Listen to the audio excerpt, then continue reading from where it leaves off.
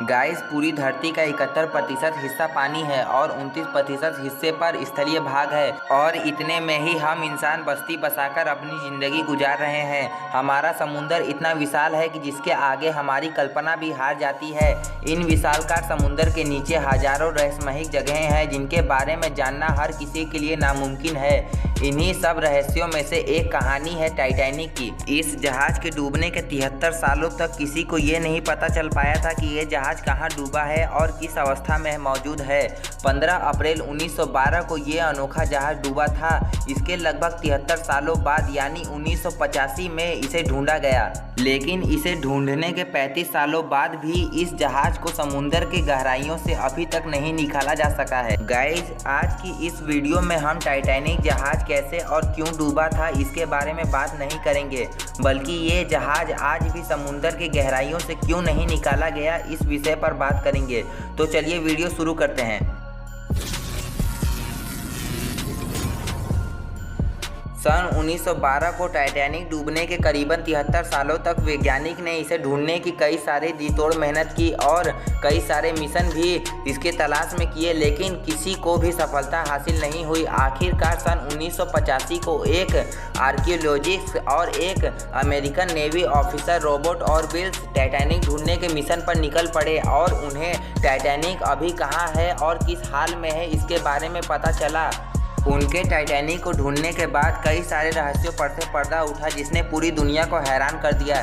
Titanic समुद्र के 12,000 feet गहराइयों में डूबा था। ऑफिशियल रिपोर्ट के मुताबिक ये जहाज डूबने से पहले सही सलामत थी, लेकिन जैसे जैसे टाइटैनिक समुद्र की गहराइयों में समाती गई वैसे वैसे ये जहाज दो हिस्सों में टूट गई। लेकिन ऐसा क्यों? टाइटैनिक द न्यू एविडेंस के मुताबिक ये बताया कि टाइटैनिक आइस बर्फ से टकराने के बाद नहीं डूबी थी। टाइटैनिक में आग लगने की वजह से ये डूबा था।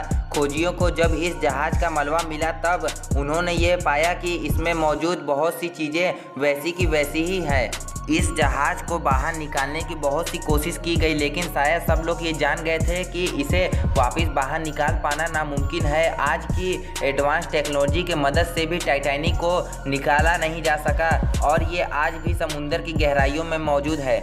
आमतौर पर किसी भी जहाज को जैसे समुद्र के नीचे से निकाला जाता है वैसे टाइटैनिक को नहीं निकाला जा सकता था, क्योंकि टाइटैनिक दो हिस्सों में टूटकर डूबा था। लेकिन हाईटेक सबमरीन और पावरफुल मैग्नेटिक सिस्टम की मदद से शायद उसे निकालने की कोशिश की जा सके, पर इन कामों में बहुत सारे मुश्किलों का सामना करना पड़ेगा, जिसमें सबसे पहले टाइटैनिक का वजन है जो कि करीबन 1,43,000 टन है, जो कि बहुत ज़्यादा है। और इसके बाद आता है पानी का दबाव जो जहाज के वजन को और भी कई गुना बढ़ा देता है। लेकिन वैज्ञानिक आज तक इतनी पावरफुल मैग्नेट या सबमरीन नहीं बना पाए हैं जो कि इतनी आसानी से इतनी गहराई से टाइटैनिक को बाहर निकाल सके।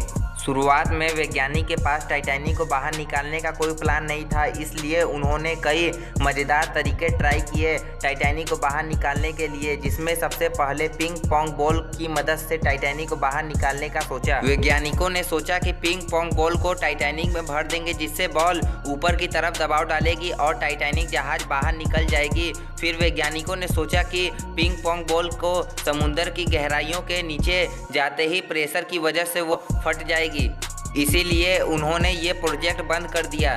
तब वैज्ञानिकों ने बड़े बड़े बलून की मदद से इस काम को अंजाम देने की परिकल्पना की। उन्होंने सोचा कि अगर हजारों लाखों बलून में हीलियम गैस भरकर जहाज से बांध दिया जाए तब ये बलून ऊपर की तरफ दबाव डालेगी और ऐसा करके टाइटैनिक को बाहर निकाला जा सकेगा। लेकिन तब वैज्ञानिकों ने ये नहीं सोचा कि इतने गहरे पानी में बलून में हीलियम गैस भरेगा कौन, और ये भी एक फ्लॉप आइडिया साबित हुआ।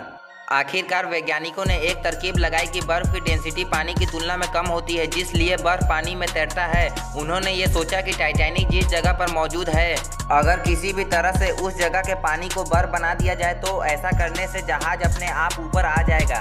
इस तरकीब को बताया अमेरिका के एक इंजीनियर जॉन पियर। उन्होंने अपने रिसर्च में बताया कि इसमें अधिक मात्रा में लिक्विड नाइट्रोजन की ज़रूरत पड़ेगी और ये आइडिया बहुत कमाल का था। लेकिन ब्रिटिश गैस कंपनी OBC के मुताबिक इस प्रोजेक्ट को अंजाम देने में करीबन आधे मिलियन लिक्विड नाइट्रोजन की आवश्यकता होगी।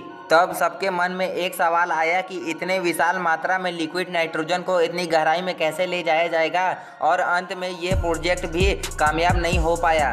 कैसे भी करके प्रोजेक्ट को अंजाम दे भी दिया गया, तो फिर भी ये प्रोजेक्ट काफ़ी महंगी साबित होगी और इसलिए प्रोजेक्ट को तुरंत ही बंद कर दिया गया।